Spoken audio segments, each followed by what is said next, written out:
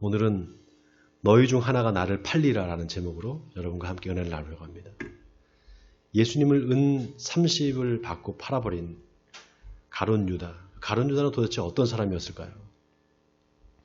가룟 유다에 대한 정보가 성경에 그렇게 많이 나오지가 않습니다. 여러분 신약 성경에 보면은 유다서라는 게 있어요. 유다서.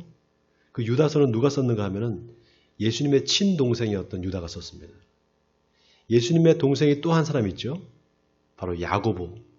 야고보서를 쓴 그 야고보. 그 야고보의 동생이 바로 유다입니다.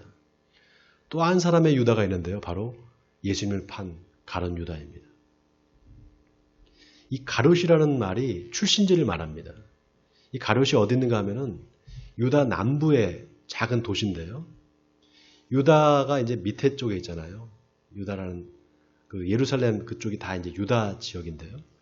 그 지역의 작은 도시가 이제 가룟이라는 도시가 있는데 성경에는 그리옷이라는 이름으로 나와 있습니다.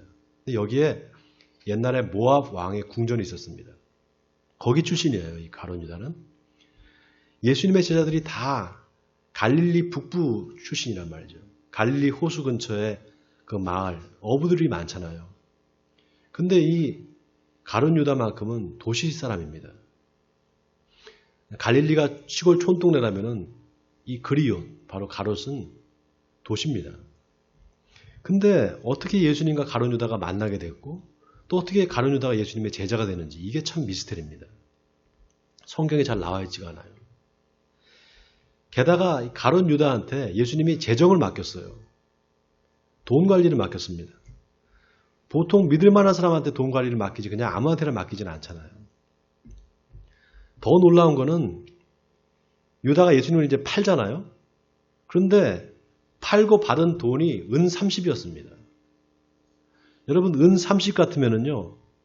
당시 화폐 이 기준으로 했을 때 노예 한 사람의 몸값이었습니다. 근데 이게 어떤 신학학자가 얘기를 했는데 이 은 30이 지금 그 당시의 돈으로 미국 달러로 환산하면은 9달러 30센트라는 거예요. 9달러 30센트. 저희 집 옆에 그 버거킹이 있거든요. 버거킹. 그럼 거기 가면은 4달러 세트가 있어요. 햄버거 4달러 세트가. 햄버거 두 개 살 돈밖에 안 되는 겁니다. 그걸 받고 예수님을 팔아버린 거예요. 자기가 3년 반 동안 쫓아다녔던 그 스승님을. 거액을 받은 것도 아닌데 어떻게 이런 일이 있을 수 있을까 말이죠. 여러분 사실 예수님과 제자들의 관계가 스승과 제자라고 하지만 실은 친구 같은 그런 관계였습니다. 예수님하고 나이가 비슷해요. 제자들이. 한두 살 많거나 적거나 그렇습니다. 그런데 그 친구를 말이죠. 돈 몇 푼에 팔았다는 게 이게 참 이해할 수 없습니다. 뭔가 그럴 만한 사건이 있지 않았을까? 여기서 의문이 드는 거죠. 놀랍게도 오늘 본문에 보면 예수님이 제자들과 함께 식사를 하시면서 내가 진실로 진실로 너희에게 이르노니 너희 중 하나가 나를 팔리라 이렇게 아주 대놓고 말씀하셨습니다. 그러니까 제자들이 깜짝 놀라서 서로 얼굴을 쳐다보면서 누구를 말씀하시는 건가 이러면서 서로 의심을 합니다. 자, 그 다음 23절 한번 보세요. 예수의 제자 중 하나 곧 그가 사랑하시는 자가 예수의 품에 의지하여 누웠는지라. 자, 여기 그가 사랑하시는 자, 이 사람이 누굴까? 바로 요한복음을 기록한 사도 요한입니다. 여러분 요한복음에 보면은 요한이 자기 자신을 뭐라고 표현하는가 하면은 예수님의 사랑받은 제자다 이렇게 말을 합니다. 자기가 가장 사랑을 받았던 제자라는 거예요. 그러니까 예수님 바로 옆에 누가 있었는가? 바로 사도 요한이 앉아 있었던 거죠. 근데 오늘 본문에 보면은 예수의 품에 의지하여 누워 있었다 이렇게 나와 있어요. 앉아 있는 게 아니라 누워 있었다는 거예요. 여러분 이게 뭐냐 하면은 유대인들이 식사를 할 때요. 비스듬히 누워서 식사를 합니다. 한번 이 PPT를 한번 보여주세요. 네, 사진 한번 보여주세요. 이런 식으로 식사를 해요. 네. 이 앉아서 식사를 하는 게 비스듬히 누워서 식사를 합니다. 다음 장 보여주세요. 영화의 한 장면에 예수님이 아마 이렇게 식사를 하셨을 거다. 영화에 이렇게 나와 있어요. 보시면은 디귿자로 이렇게 상이 이렇게 세팅이 되어 있고요. 제일 가운데 제일 어른이나 나이 드신 분들이 이제 앉게 됩니다. 그러니까 예수님이 저기 가운데 앉았을 거라는 거죠. 그러니까 식사하는 그 모습이 저렇기 때문에 이렇게 비스듬히 누우면은 예수님의 품에 이렇게 안길 수가 있는 거죠. 자, 그 상황에서 베드로가 예수님 옆에 있는 이제 요한한테 누가 예수님의 팔찌를 물어보라고 머리짓을 합니다. 물어보라고. 요한이 예수님 누굽니까? 예수님께 물어봅니다. 누가 예수님을 판다는 겁니까? 예수님이 그때 내가 빵 한 조각을 찍어서 적셔주는 자가 나를 팔자다 이렇게 말씀하시면서 빵 조각을 적셔서 가룟 유다한테 주시는 거예요. 바로. 여러분 이게 바로 옆에 있으니까 가능하죠. 네? 바로 옆에 있으니까 가능하지 멀리 떨어져 있으면 못 주잖아요. 이건 가룟 유다가 예수님 바로 옆에 앉아 있었다는 거예요. 아마 요한이 예수님의 오른편에 앉아 있었다면 가룟 유다는 예수님의 왼편에 앉아 있을 겁니다. 그럴 가능성이 많아요. 그러니까 직접 손으로 빵을 떼서 이제 주신 거예요. 여러분 그만큼 가룟 유다가 예수님과 가까이 있었다는 거예요. 가까웠다는 겁니다. 사이가. 그런데 그 빵을 받자마자 사탄이 가룟 유다한테 들어갑니다. 그리고는 예수님이 유다한테 네가 하는 일을 속히 하라 이렇게 말씀하세요. 여러분 이게 가만히 생각해 보면 예수님이 가룟 유다한테 했다기보다 이건 사탄한테 말한 겁니다. 왜냐하면 사탄이 이미 들어갔다는 것은 사탄의 지배를 받고 있는 거거든요. 그러니까 더 이상 예수님의 제자 가룟 유다가 아니라 사탄인 거예요. 자, 그런데 예수님이 네가 하는 일을 속히 하라 이 말씀을 할 때 제자들이 이게 무슨 뜻으로 하는지 아는 자가 없었다 이렇게 나와 있어요. 이게 뭐냐? 영적으로 눈이 가려져 있는 거예요. 여러분 복음서에 보면은 예수님이 무슨 말씀을 하시잖아요. 제자들한테. 그러면 제자들이 알아듣는 것 같은데 이게 결국 못 알아들어요. 지금도 마찬가지입니다. 여러분 잘 들으세요. 지금도 마찬가지예요. 우리가 성경을 보면은 예수님이 직접 하신 말씀이 나옵니다. 그거를 Q 자료라고 그래요. 독일 말로 퀘라라고 합니다. 여러분 성경에 보면 아마 빨간색으로 표시가 되어 있을 거예요. 그 Q 자료, Q 문서를 읽을 때는 여러분이 정신을 집중하셔야 돼요. 이게 무슨 뜻인지 이걸 잘 살펴봐야 됩니다. 예수님이 여러분 어느 하나 허투루 말씀하신 게 하나도 없어요. 다 의미가 있습니다. 말씀 하나하나에. 그래서 성경이 진리인 겁니다. 근데 우리가 이 성경을 너무 가볍게 생각하고 가볍게 읽어요. 그냥 표면적으로 쓱 보고 맙니다. 말씀을 전하는 목사들도 그냥 단순하고 표면적으로 그냥 해석을 해버려요. 그리고 바로 적용부터 시킵니다. 근데 여러분 적용하기 전에 먼저 무슨 뜻인지 알아야 되잖아요. 그게. 거기에 사람들이 많이 노력을 안 해요. 제대로 해석을 안 하고 바로 적용부터 시키니까 어떻게 됩니까? 사람들이 거기에 익숙해져 있는 거예요. 목사들이 3대지 설교를 하잖아요. 첫째, 둘째, 셋째 이렇게 사세요 저렇게 사세요 하면서. 근데 여러분 그거는 그 목사의 해석일 뿐이에요. 여러분 적용은 삶의 적용은 누가 해주는 게 아닙니다. 내가 하는 거예요. 내 스스로. 그 훈련이 안 돼 있어요. 어떤 사람은 그럽니다. 자세하게 그 성경을 뭐 해석하고 그러는 게 뭐가 의미가 있냐고. 삶이 중요하고 적용이 중요하지.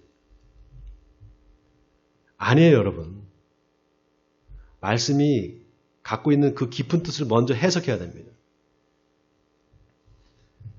그래서 복 있는 사람은 오직 여호와의 율법을 즐거워하여 그의 율법을 주야로 묵상하는 자로다. 이 말씀이 진리인 거예요. 자꾸 그 말씀을 묵상하고 싶은 사람, 그 말씀을 묵상하면서 그 뜻이 무엇인지를 자꾸 깨달으려고 하는 사람, 그 사람이 복 있는 사람이라는 겁니다. 이 혼자 말씀 묵상하고 기도하고 이 성도들이 앞으로 이 일을 하지 않으면요, 이 훈련을 하지 않으면 앞으로 한국 교회가 미래가 없습니다. 그저 맨날 나와서 복 받으라 그것만 사람들이 생각해요. 그냥 교회 마당만 밟다 가는 겁니다. 자, 오늘 본문에 예수님이 유다한테 네가 하는 일을 속히 하라 그러니까 그 말이 무슨 뜻인지 제자들이 몰랐다고 나와 있어요. 그런데 보세요. 그 말을 듣고 어떤 이들은 유다가 돈꾀를 맡았으므로 명절에 우리가 쓸 물건을 사라 하시는지 혹은 가난한 자들에게 무엇을 주라 하시는 줄로 생각한지라 이렇게 나와 있습니다. 자, 유다가 돈꾀를 맡았다. 그리고 예수님이 유다한테 명절에 쓸 물건을 좀 사가지고 와라 했는지 아니면은 가난한 사람한테 뭘 주라고 했는지로 생각했다.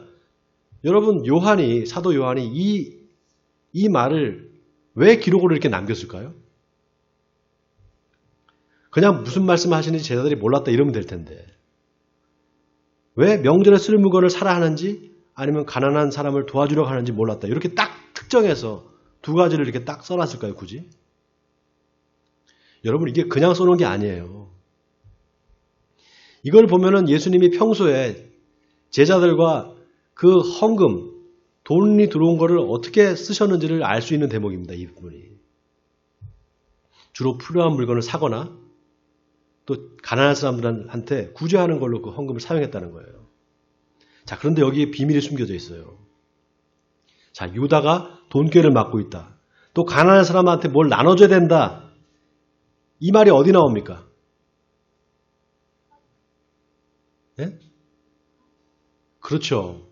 바로 앞에 요한복음 12장에 나사로의 집에서 예수님을 위한 잔치가 벌어집니다. 그 자리에서 마리아가 옥합을 깨트려요. 그래서 향유를 예수님의 발에다 붓습니다. 그때 왜 300대는 나가는 저 아까운 거를 깨트려서 저거를 허비하느냐. 가난한 사람들한테 나눠주지 않고. 이 말을 누가 했습니까? 가룟 유다가 했어요. 가룟 유다가.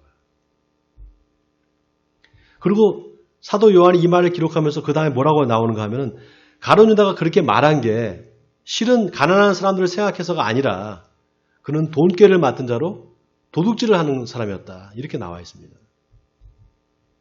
자, 이게 오늘 본문에 예수님이 유다한테 명절에 쓸 물건을 좀 사가지고 와라 했는지 아니면 가난한 사람들한테 뭘 주라 했는지로 생각했다. 이 말과 연결이 돼요.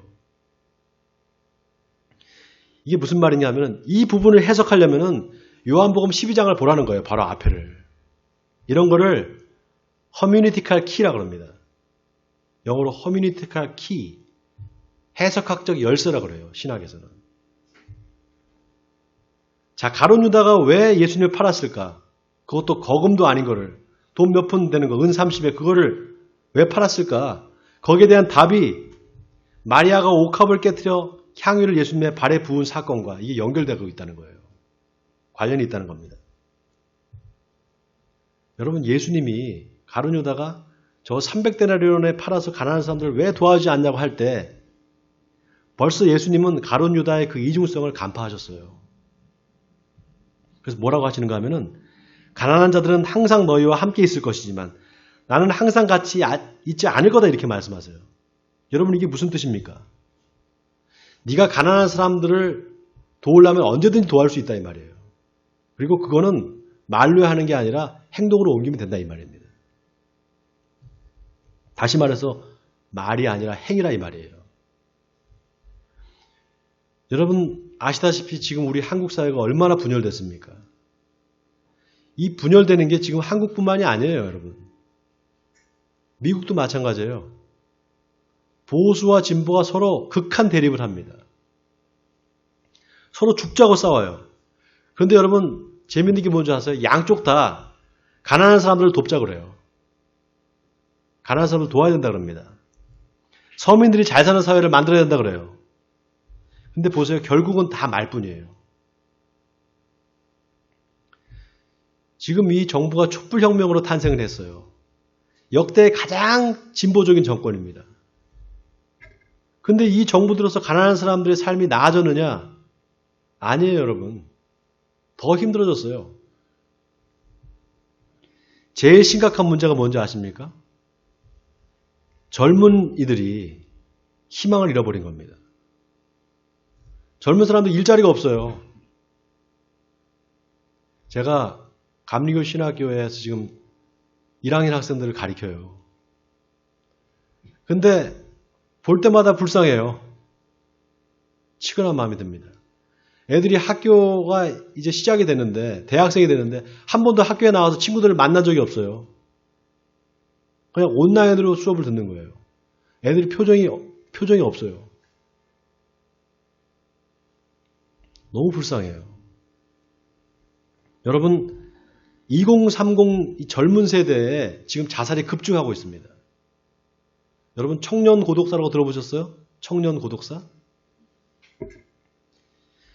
청년들이 그냥 죽는 거예요. 자살하는 거예요. 근데 죽었는지 살았는지 모르고 있다가 한참 후에 발견되는 겁니다. 다 시신이 썩어가지고 그때 발견되는 거예요. 청년들이. 옛날에 노인 고독사 이런 거는 들어보셨지만 청년 고독사 이게 말이 되는 겁니까? 20대, 30대. 어느 정도인지 아세요? 2013년에 한 해 1717건 청년들이 고독사로 죽은 게 2013년에. 작년에 2020년에 이게 얼마나 늘어났냐면 4196건으로 늘어났어요. 2배 이상 늘어난 겁니다. 혼자 한평 남짓한 그 고시촌에서 쪽방에서 살다가 죽는 거예요. 직장을 여러 번 어플라이 했는데 안 되고 떨어지고 그러니까 일도 없고 비관하고 죽는 겁니다. 가족들이 있어도 가족들이 연락도 안 왔는지 죽었는지 살았는지도 모르고 있다가 5, 6개월 지나서 발견되는 거예요. 여러분 20, 30대 이 꽃 같은 나이에 세상을 등지는 겁니다. 희망을 잃어버린 거예요. 청년들이. 우리 오늘 여기 예배드리는 우리 성도들 가운데 청년들이 있어요. 지금 벌써 3명 있는데 여러분 힘내세요. 힘내시기 바랍니다. 참 안타까운 게요. 이 정부가 시작하면서 뭐라 그랬습니까? 기회는 평등하고 과정은 공정하고 결과는 정의로워야 된다. 그러고선 공의와 정의를 외치는 사람들이 더 부패를 저질렀어요. 가난한 사람들을 돕자고 하는 사람들이 다 강남에 살면서 집이 몇 채씩 있습니다. 그러고도 창피한 줄도 몰라요. 자기 주머니에서 돈 한 푼 내놓지 않는 사람들이 가난한 사람들을 위해서 가난한 사람들을 도와야 된다고 말합니다. 여러분 속지 마세요. 가난한 사람들 돕는 거는 언제든지 마음먹으면 할 수 있습니다. 그건 말로 하는 게 아니에요. 그냥 돕는 겁니다. 여러분 가룟 유다가 예수님을 팔려는 계획을 언제 실행에 옮기는 줄 아십니까? 바로 이 옥합을 깨트린 사건 이후에요. 마가복음 14장에 보면 가룟 유다가 300데나리온에 팔아서 가난한 사람들을 왜 도와주지 않냐고 할 때 예수님이 뭐라고 하시는가 하면 가난한 자들은 항상 너희와 함께 있으니 아무 때라도 원하는 대로 도울 수 있거니와 나는 너희와 항상 함께 있지 아니하리라. 이 말씀을 하자마자 가룟 유다가 이 말을 듣고 바로 뛰쳐나가 버립니다. 어디로 가는가 하면 대제사장한테 가요. 그래가지고 예수님을 팔려는 그 계획을 세웁니다. 돈을 받고 예수님 팔려는 계획을 그때 세워요. 이건 뭘 말하는 거냐? 유다가 예수님을 팔려는 마음을 굳히는 결정적인 계기가 바로 예수님이 하신 이 말씀 때문이라는 거예요. 이 말에 예수님을 죽이고 싶은 마음이 일어난 겁니다.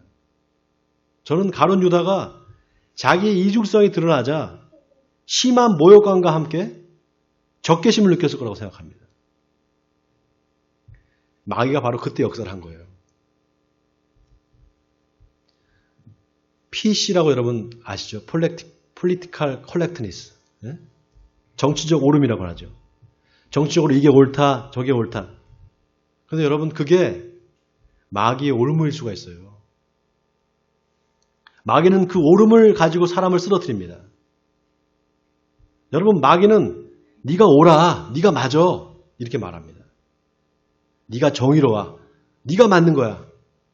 다른 사람은 틀렸어 이렇게 말합니다. 남을 정죄하게 만드는 거예요.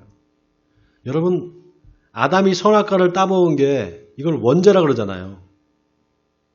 왜 이게 죄가 될까요? 선악과를 따먹은 게. 선과 악을 구별하는 게 뭐가 문제예요? 선과 악을 구별해야지 착하게 살 거 아니겠어요? 근데 왜 죄가 되는 겁니까? 너는 틀렸고 내가 맞다라는 거예요. 내가 의롭다는 겁니다. 여러분 선악과를 먹은 아담이 말이죠. 나중에는 결국 하나님을 판단하고 정죄해요. 하나님 당신이 만들어준 그 여자가 나를 꾀해서 내가 선악과를 먹은 거지 내 잘못이 아닙니다. 당신 책임이에요. 이렇게 따지는 겁니다. 하나님을 판단하는 거죠. 그래서 여러분 율법이 사람을 살릴 수가 없어요. 뭐가 옳다 그러다 이게 맞다 틀리다 이걸로 사람을 살리지 못합니다. 사람을 살릴 수 있는 건 오직 사랑과 용서뿐이에요. 그 사람의 생명을 살릴 수 있는 거는. 그래서 사탄이 가룟 유다의 마음에 들어간 겁니다. 300데나리온에 팔아서 가난한 사람 도와주지 왜 그걸 허비하느냐. 가난한 사람들 도와주는 거 좋은 일이잖아요. 의로운 일이죠. 그런데 실제로 자기 주머니에서 가난한 사람을 한 번이라도 도와줘 봤을까 이 가룟 유다가? 아니었을 겁니다. 바로 그 이중성을 예수님이 지적하신 겁니다. 그러니까 발끈해서 바로 적개심을 드러낸 거예요. 여러분 바로 이게 인간의 죄성입니다. 인간의 죄성이에요. 그래서 예수님이 하신 말씀이 진짜 진리예요. 비판하지 말라. 그리하면 너희가 비판을 받지 않을 것이요. 정죄하지 말라. 그리하면 너희가 정죄를 받지 않을 것이요. 용서하라. 그리하면 너희가 용서를 받을 것이다. 어찌하여 형제의 눈 속에 있는 티는 보고 내 눈 속에 있는 들보는 깨닫지 못하느냐. 내 눈 속에 들보가 있다. 먼저 그 들보를 빼라는 겁니다. 그리고 뭐라고 말씀하시는가 하면 나무는 각각 그 열매로 아나니 가시나무에서 무화과를 또는 찔레에서 포도를 따지 못하느니라. 여러분 이 말씀이 무슨 말입니까? 나무를 겉으로 봐서 모른다는 거예요. 열매를 보고 안다는 겁니다. 좋은 나무인 줄 알았더니 웬걸? 열매를 보니까 나쁜 나무였어. 열매를 그렇게 한다는 거예요. 열매로 나무를 한다는 거예요.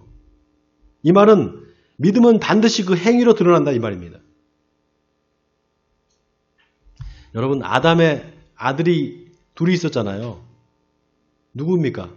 가인과 아벨이잖아요. 가인이 형이고 아벨이 동생이란 말이죠. 그런데 가인이 동생을 아벨을 그냥 돌로 쳐 죽여버려요.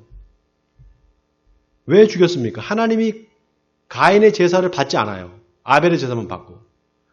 그러니까 화가 나가지고 동생을 죽이는 겁니다. 그런데 가인이 동생을 죽이기 전에 하나님께서 말씀하신 게 있어요. 가인한테. 네가 왜 화를 내느냐? 네가 왜 화를 내고 안색이 변하느냐? 네가 선을 행하면 어찌 낯을 들지 못하겠느냐? 선을 행하지 아니하면 죄가 내 문 앞에 엎드려 있느니라. 죄가 너를 원하나 너는 죄를 다스릴지니라. 죄가 문 앞에 엎드려 있다는 거예요. 문만 열리면 확 들어가려고. 여러분 이 죄라는 말이 헬라 말로 하마르티아라 그래요. 하마르티아. 근데 이게 무슨 뜻인가 하면은 관역을 빗나가다 이런 뜻을 갖고 있어요. 관역을 빗나가다. 활을 쏘는데 관역에 대고 딱 쏴야 되잖아요. 근데 그 활이 자꾸 관역을 빗나가서 다른 데 맞히는 거예요. 그걸 죄라고 합니다. 하나님이 보실 때 가인의 삶이 그랬다는 거예요. 하나님 보실 때. 자꾸 하나님이 기대하시는 게 있는데 그 기대에 어긋나서 자꾸 빗나가는 거예요. 여러분 이 가룟 유다가요. 이 가인과 비슷합니다. 가룟 유다는 머리가 아주 좋은 사람이었어요. 물건을 딱 보면 그게 얼마짜리인지를 알아요. 저거 300데나리온이야. 딱 아는 거예요. 머리가 비상한 사람이었어요. 재정을 맡았다는 건 제자들보다 다른 제자들보다 머리가 좋았다는 겁니다. 그러니까 예수님이 재정을 맡겼겠죠. 그런데 유다가 자꾸 예수님의 기대에 어긋나는 행동을 하는 거예요. 관역을 향해서 활을 쏘지 않고 자꾸 엉뚱한 데 쏘는 겁니다. 예수님과 함께 3년 반을 같이 살면서 예수님이 무슨 생각을 하는지 예수님의 뜻이 뭔지를 알았을 겁니다. 그런데 가룟 유다는 예수님의 뜻과는 전혀 다른 행동을 합니다. 재정을 맡아서 공정하게 그걸 사용하지 않고 훔치기도 하고 말이죠. 가난한 사람들 도와주러 가니까 그 돈 갖고 가난한 사람들 도와주지 않고 자기 주머니 속에 집어넣고 말이죠. 이런 일을 한 거예요. 결국 자기 욕심을 채우기 위해서 예수님을 이용한 거죠. 예수님의 제자들도 마찬가지입니다. 여러분 놀라운 게 뭔지 아세요?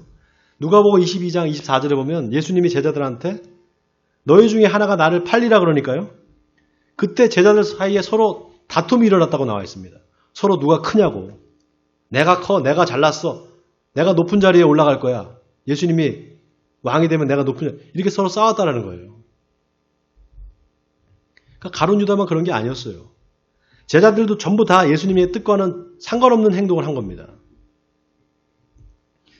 제가 목회를 시작하고 이제 올해 이제 7년 차인데요. 제가 한 가지 깨달은 게 있어요. 여러분, 하나님이 우리한테 기대하시는 게 있습니다. 저와 여러분한테 기대하시는 게 있어요. 그런데 그 기대에 부응하는 사람이 있는가 하면 부응하지 못하는 사람이 있습니다. 사람들마다 다 믿음의 분량이 다르다고 말하잖아요. 사람들마다 다 믿음의 분량이 다르다고 말합니다. 그런데 그게 태어나면서부터 아니면 그렇게 정해졌느냐? 그거 아닙니다, 여러분. 믿음이 성장할 수 있는 기회가 왔을 때 그 기회를 놓쳐버리는 거예요. 그때 성장하지 못했기 때문에 그런 겁니다. 여러분, 하나님이 우리의 마음을 시험하실 때가 있어요. 우리의 믿음을 시험하실 때가 있어요. 그 시험을 통해서 우리의 믿음을 하나님께서 성장시켜 주십니다. 그게 보통은 고난과 어려움으로 찾아와요. 고난과 시련을 통해서. 때로는 하나님이 우리의 믿음을 시험하시기 위해서 사탄의 유혹을 허락하실 때도 있습니다. 여러분 잘 들으세요. 사탄의 유혹을 허락하실 때도 있어요. 욥의 경우가 그렇잖아요. 사탄이 막 시험을 하자고 하니까 하나님께서 그걸 허락해 주세요. 욥의 믿음을 시험하기 위해서. 근데 놀라운 게 그 시험을 통과해서 믿음이 성장하는 사람이 있는가 하면 그렇지 못하는 사람이 있습니다. 저 사람이 이걸 통과해야 되는데 그래야 믿음이 좀 성장할 텐데 이렇게 생각되는 게 있어요, 목사한테. 그런데 여지없이 그런 상황이 되면 무너져 버리는 사람이 있습니다. 성장을 못하는 거죠.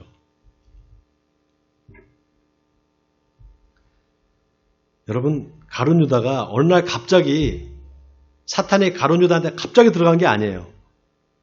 그래서 예수님을 그렇게 팔아버린 게 아닙니다. 평소의 삶이, 가룟 유다의 삶이 계속해서 죄에 끌리는 삶을 살았던 거예요. 아마 가룟 유다한테 여러 번의 경고가 있었을 겁니다. 마음속으로 내가 이렇게 살면 안 되는데, 내가 이렇게 부정한 짓을 하면 안 되는데, 이런 생각을 했을 거예요. 이게 죄인데 하면서. 근데 결국 회개하지 않은 겁니다.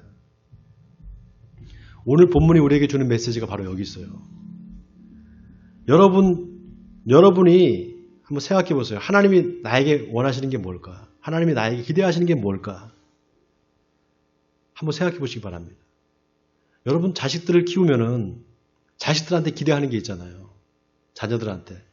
얘가 이렇게 자라서 이런 아이가 됐으면 좋겠다. 이런 아들이 됐으면 좋겠다. 이런 딸이 됐으면 좋겠다. 아마 기대하는 게 있을 겁니다. 그런데 아이들이 그 말을 안 듣고 부모 말을 안 듣고 자꾸 엇나가면 어떻게 합니까? 처음에는 얘기하다가 그러면 안 된다 그러다가 계속 그러면 어떻게 돼요? 나중에는 그냥 냅둡니다. 내버려요. 말해서 안 되니까. 근데 그 자식이요. 빨리 깨닫고 돌아오지 않으면 그게 시간이 계속 오래 지속되면 어떻게 되는 줄 아세요? 나중엔 돌이킬 수 없게 돼요. 자기 스스로 무너져 버리는 거예요. 가룟 유다가 그런 사람이었어요. 여러 번 회개할 기회가 있었습니다. 여러분, 예수님이 가룟 유다한테 제자들 다 있는 앞에서 너희 중에 하나가 나를 팔리라 할 때 제자들이 주님 접니까? 저입니까? 계속 물어봐요. 근데 예수님이 나와 함께 그릇에 손을 넣는 자가 나를 팔자다 이렇게 말합니다. 근데 가룟 유다가 그때 예수님의 손에 그릇에 같이 손을 넣으면서 나는 아니지요 이렇게 말해요. 나는 아니지요 이렇게 말해요. 속으로는 이미 계획을 다 세워놓고 예수님 팔 거를 다 계획해놓고 있으면서 그렇게 말하는 거예요. 나는 아니지요. 이미 돌이킬 수 없게 된 거예요. 양심의 화인을 맞은 거죠. 사랑하는 성도 여러분, 하나님이 경고를 주실 때 알아들어야 됩니다. 뭔가 말씀하실 때 이게 나한테 하시는 말씀이구나 깨달아야 돼요. 여러분 우리 건강도 마찬가지입니다. 건강도요. 갑자기 죽을 병에 걸리지 않아요. 먼저 전조 증상이 있습니다. 증상이 나타나요. 그때 빨리 뭔가 조치를 취하지 않으면 큰 병에 걸리는 겁니다. 사랑하는 성도 여러분, 하나님이 저와 여러분에게 기대하시는 것이 있습니다. 하나님의 자녀로서 기대하시는 삶이 있어요. 하나님이 보실 때 내가 어떤 사람인가? 내가 그 기대에 부응하면서 살고 있는가? 아니면은 그저 말뿐이고 행동은 따라주지 않는 그런 세상 사람들과 똑같은 삶을 살고 있는가? 한번 여러분 자신을 돌아보시기 바랍니다. 원하기는 하나님의 기대에 부응하시는 여러분 되시기 바랍니다. 그래서 믿음에 장성한 사람들이 돼서 하나님을 기쁘시게 하는 저와 여러분이 되시기를 주님의 이름으로 간절히 축원드립니다.